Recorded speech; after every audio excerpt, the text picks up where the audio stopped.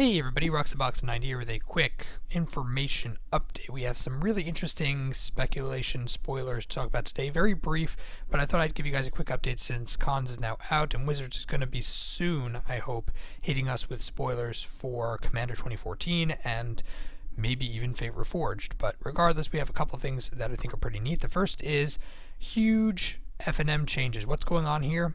Stores will be able to sanction any format for FNM, including made-up formats, and they have a link here I'll put in the description. You guys can check it out. That you'll be able to pretty much have FNM formats involving Standard, Modern, Legacy, Block, Seal, Draft, Commander, Two-Headed Giant, Wizard's Tower, Emperor Star, Archenemy, and if you notice on here they have one Invent Your Own format. What's weird is they don't have Vintage on here. That's a little strange. Like, why do they have some of these other ones and not have Vintage? Is that Vintage is not I guess it's not as good as Invent Your Own format, or it is under Invent Your Own format. I don't know. It's kind of weird, but so that's kind of neat that Wizards is pushing for a little bit of flexibility, that FNM doesn't just have to be Standard, Modern, whatever. They're making it very flexible. Is this good for the game? I don't know. It's interesting because it will make it a little less... It will make Standard and Modern a little less universal, in that every store will be doing that. And if you can't afford to do it or you can't be involved with it, you can't play FNM.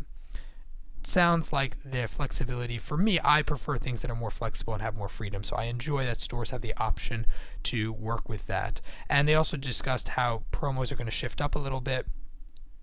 They're going to be giving out, not promo cards are not going to go to given to winners. They can be distributed any way that the store wants. If the store has fewer players, or certain players, or they want to give out to newer players, or just try to encourage people to be involved, there is flexibility with that as well, and they're giving out a certain number to each store. For better or worse, this again, it gives flexibility to stores, and I'm a fan of that. I'm sure there will be abuse of it. I'm sure stores will mess around, and there'll be issues, I'm sure, with working with this, but overall I like the flexibility. I like that update. So you guys, of course, can comment, let me know what you guys think about this, because it's a pretty big change. Second, we have, well, this was actually just that image blown up. You guys can read through, see all the FNM format options. And then Magic the Gathering strategy board game. Yep, there will be a Magic the Gathering board game in the future. I believe they said that Thursday or next Thursday. In the next little while, they're going to be announcing more details about this. Personally, I think, why not? There are tons of other things, franchises and such, that have made board games. Magic itself is a card game, but its life is in playing games. It's a game, so it's no reason that it shouldn't be able to work with its rich fantasy world being a board game. I'm sure they can make it work. What games it's going to be based on, how that's going to work, I think we just need to wait for more information for that. For me, I don't think we could judge any which way. Magic was one of the founding trading card games, and a lot of what it does has affected other games. Will Magic, in their board game design, just pick and choose from other games? Will they try to do something that's maybe different, something we haven't seen before? We'll have to see. I'm hoping it's more the latter than the former.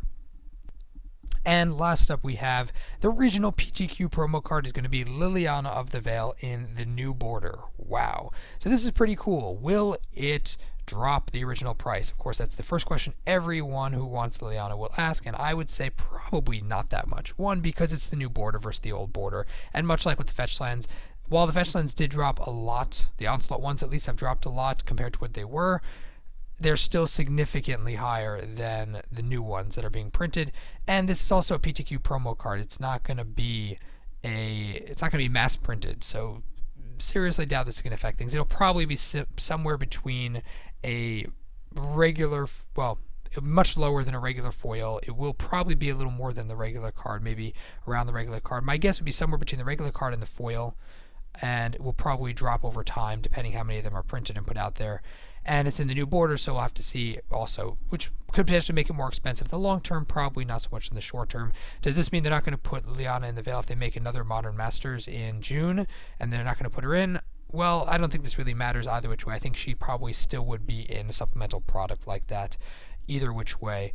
I think it's pretty cool that they're trying to get Liliana into the hands of players who are involved with this. That's pretty nice. We'll have to see how it goes. But yeah. I hope that her foil looks sweet. So that's some Magic the Gathering spoilery speculation news, kind of a big jumble. I'm hoping we get more consistent spoiler speculation content coming up soon. So if you enjoyed the video, tap the like button. If you're new to the channel, check and subscribe, and stay tuned. Hopefully we'll get some more great stuff, and comment your thoughts down below. And as always, Roxy Box 90 signing out. I'll see you guys next time.